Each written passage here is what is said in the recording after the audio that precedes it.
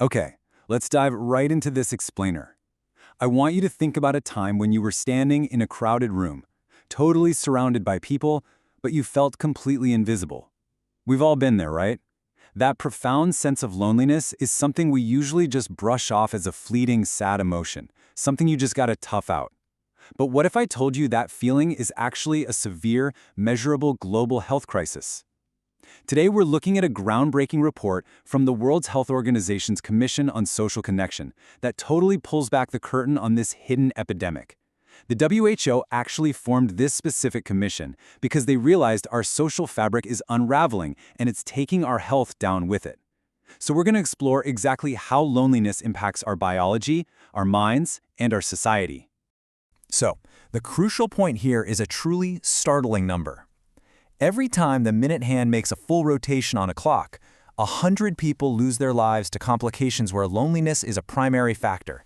Take a second to really process the gravity of that. Every single hour of every single day, a lack of social connection contributes to the loss of a human life.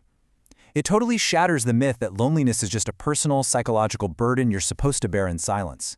No, it's a highly lethal condition that is quietly devastating populations all over the globe, around the clock. Now, before we go further into the mechanics of this, we really need to differentiate between two distinct but super intertwined concepts. First up, we have loneliness. The WHO describes this as the painful, subjective feeling that pops up from a gap between the social connections you deeply desire and the ones you actually have. It's an internal state, right? Like I mentioned earlier, you can be in a crowded room or a busy house and still feel profoundly lonely. Then we have social isolation. This is the objective physical lack of sufficient social connections. You might live miles from anyone and be physically isolated, but not necessarily feel lonely. However, the data is crystal clear here. Both of these states, the subjective pain and the objective physical separation, are absolutely dangerous to our overall health. And this brings us to the ultimate paradox of our time. As the WHO Director General Dr. Tedros Adhanom Ghebreyesus points out, in this age when the possibilities to connect are endless, more and more people are finding themselves isolated and lonely. That hits the nail on the head, doesn't it? We live in an era with smartphones constantly buzzing in our pockets, global social networks, instant messaging, the whole shebang. Yet despite this massive digital infrastructure, more people are finding themselves fundamentally isolated.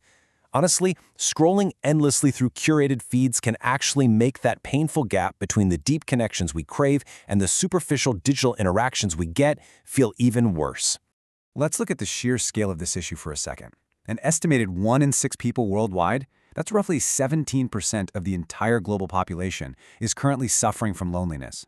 To put that into perspective, if you look around a coffee shop or a meeting room of 6 people, statistically, one of them is actively experiencing that painful gap of disconnection.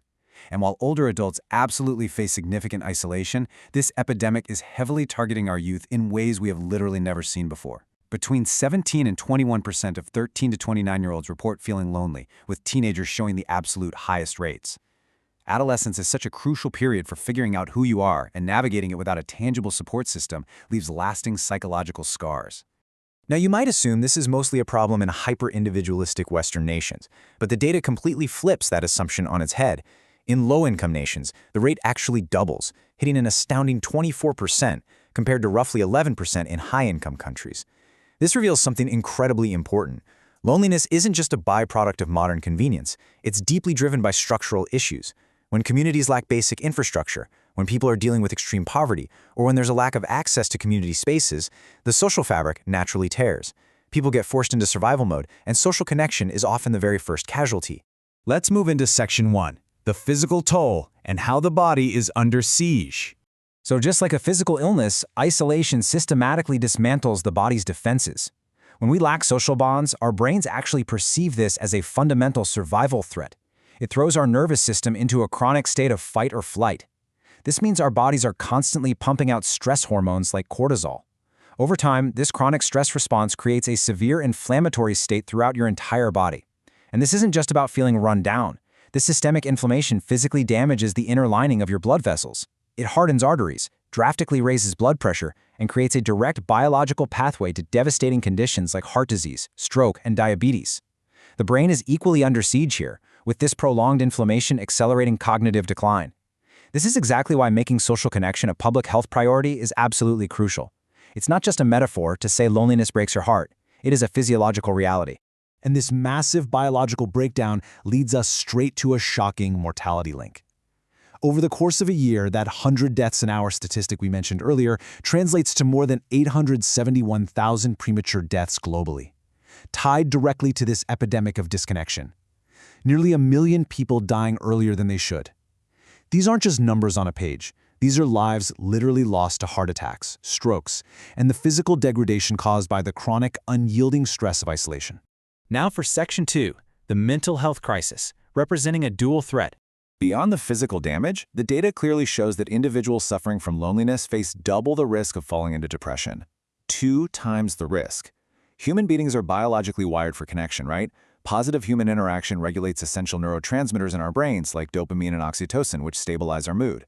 When you face an objective lack of human interaction, that brain chemistry actually alters. The psychological buffer that a strong community provides against everyday stress completely disappears, leaving the mind incredibly vulnerable.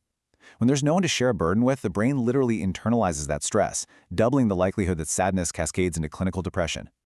And unfortunately, the mental health spiral accelerates from there. Isolation doesn't just make us sad. It deeply fractures our mental stability, paving the way for severe, chronic anxiety.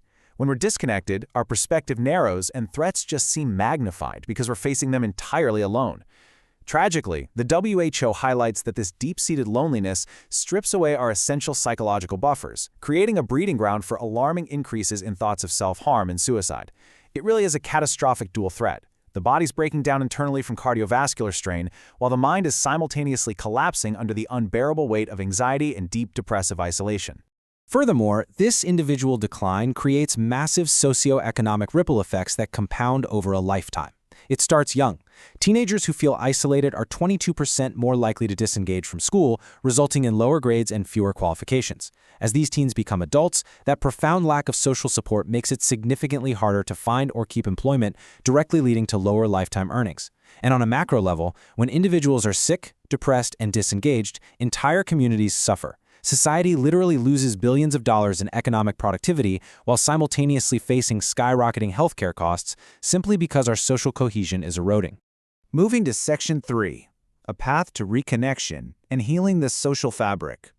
But here is the really profound good news. Unlike a lot of complex diseases where we're still desperately searching for a cure, we already know the cure for this hidden epidemic. The WHO Commission has laid out a powerful global roadmap to make social connection a core public health priority. It requires action on a sweeping, systemic level. We're talking about robust policies that prioritize community connection in urban planning, building cities with accessible parks and shared spaces. We need deeper research to fully map the impacts. We need direct interventions providing psychological support to those at risk. We need better measurement, like their proposed Global Social Connection Index, to track our progress. And finally, we need massive public engagement to shift our social norms, moving away from hyper-individualism and back toward community care. But systemic change takes time, and we really can't afford to wait. On an individual level, rebuilding your own social immune system doesn't require grand, sweeping gestures. It starts today with simple, everyday actions.